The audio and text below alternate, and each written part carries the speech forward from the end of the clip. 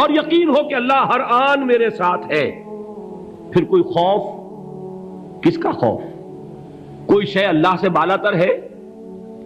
کوئی قوت اس سے زیادہ طاقتور ہے؟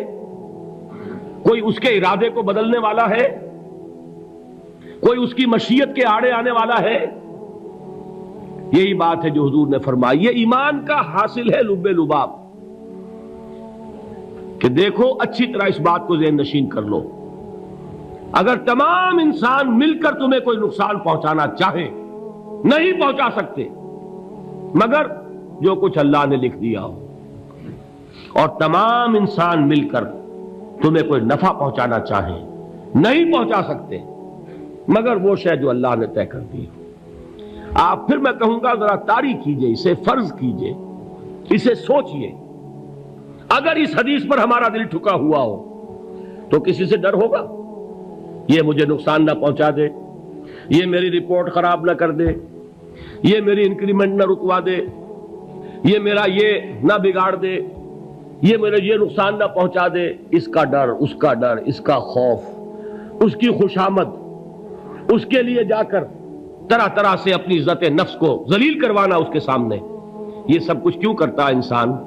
جب سمجھتا ہے کہ اس کے ہاتھ میں میرا کوئی نفع ہے، اس کے ہاتھ میں میرے لیے کوئی ضرر ہے، یہ مجھے کوئی گزند پہنچا سکتا ہے، یہ مجھے کوئی نقصان پہنچا سکتا ہے، یہ میرا کوئی کام بنا سکتا ہے، یہ میری کوئی ضرورت پوری کر سکتا ہے، اسی کا نام شرک ہے۔ جہاں آپ نے یہ سمجھا کہ غیر اللہ کے اندر کوئی طاقت موجود ہے، وہی شرک ہے۔ بتوں سے تجھ کو امیدیں، خدا سے نو امیدی، مجھے بتا تو صحیح اور کافری کیا ہے؟ شرک تو یہ ہے۔ جس پر بھی تمہیں یہ خیال ہے، کلمہ ہے یہ کلمہ سوم، لا حول ولا قوت الا باللہ، ذرا اس پر دل کو کبھی اگر آپ تصور کریں، پھر فرض کریں، دل ٹھک جائے اس پر، کوئی طاقت نہیں۔ اے میرے بچے اس حقیقت کو ذہن نشین کر لے، لا فاعل فی الحقیقت ولا مؤثر الا اللہ، اس کائنات میں نہ کوئی فاعل حقیقی ہے نہ مؤثر حقیقی ہے سوائے اللہ کے۔ کسی شے میں کوئی تاثیر نہیں اگر اللہ نہ چاہے، آگ جلا نہیں سکتی اگر اللہ نہ چاہے، پانی ڈبو نہیں سکتا اگر اللہ نہ چاہے، زہر ہلاک نہیں کر سکتا اگر اللہ نہ چاہے، کوئی چیز فائدہ نہیں پہنچا سکتی اگر اللہ نہ چاہے۔ تو در در پہ کیوں سر جھکاتے ہو؟ در در پر کیوں جبیں سائی کرتے ہو؟ سب کے سامنے کیوں ہاتھ پھیلاتے ہو؟ ایک اللہ سے مانگو، ایک اللہ کے سامنے زبین پر اپنی جبین رکھو، لا فاعل فی الحقیقت ولا مؤثر الا اللہ۔ نظر آتا ہے ہمیں کہ پانی پیاس بجھا دیتا ہے، پیاس بجھانے کی صلاحیت پانی میں نہیں ہے، اللہ کے اذن سے۔ کھانا بھوک مٹا دیتا ہے، بھوک مٹانے کی صلاحیت کھانے میں نہیں ہے، اذن رب میں ہے۔ دیکھیے یہی یقین تھا حضرت موسیٰ علیہ السلام کا واقعہ یاد کیجئے، سامنے سمندر آ گیا ہے، قوم دیکھتی ہے پیچھے کہ گرد و غبار کا طوفان ہے، معلوم ہوا کہ فرعون اپنے لشکر سمیت آ گیا ہے۔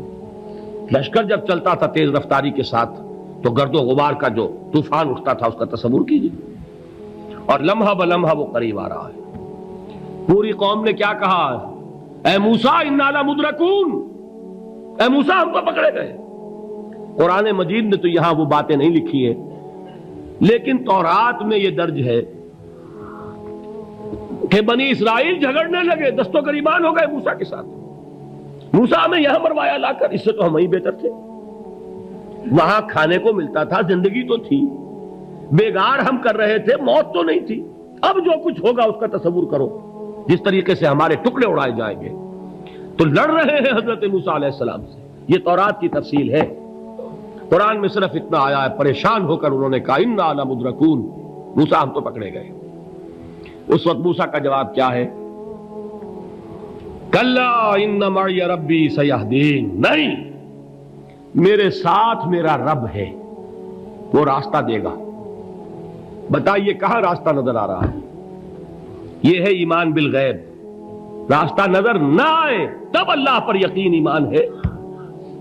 جیب میں پیسے ہوں اور تب دل کو اطمینان ہے تو ایمان کس پر ہوا؟ پیسے پر، اللہ پر نہیں۔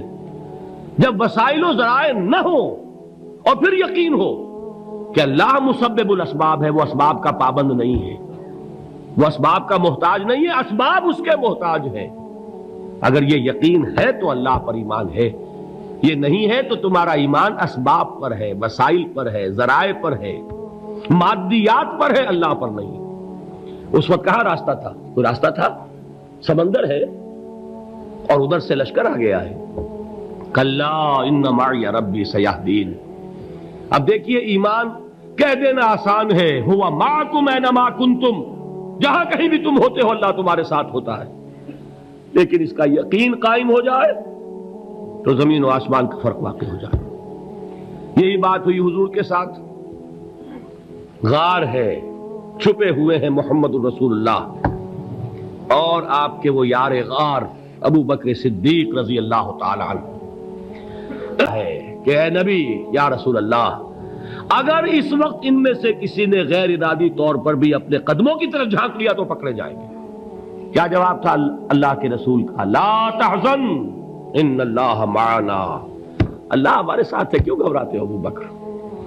یہ ہے ایمان باللہ، میرا مالک اللہ، میرا رازق اللہ، میرا محافظ اللہ، میرا مددگار اللہ، میرا پشت پناہ اللہ، میرا دوست اللہ۔ یہ دوستی ہے اللہ کی جو لب لباب ہے، حاصل ہے ایمان کا، اسی کا نام ولایت ہے۔ اولیاء اللہ کے سروں پر سینگ نہیں ہوتے، جس کے دل میں ایمان راسخ ہو چکا ہو وہی اللہ کا ولی ہے، جسے اللہ پر یقین ہو چکا ہے وہی اللہ کا ولی ہے، جسے یقین ہے اللہ میرے ساتھ ہے، میرا مددگار، میرا پشت پناہ، میرا ساتھی، میرا دوست، میرا محبوب، میرا محب۔ اللہ اہل ایمان سے محبت کرتا ہے۔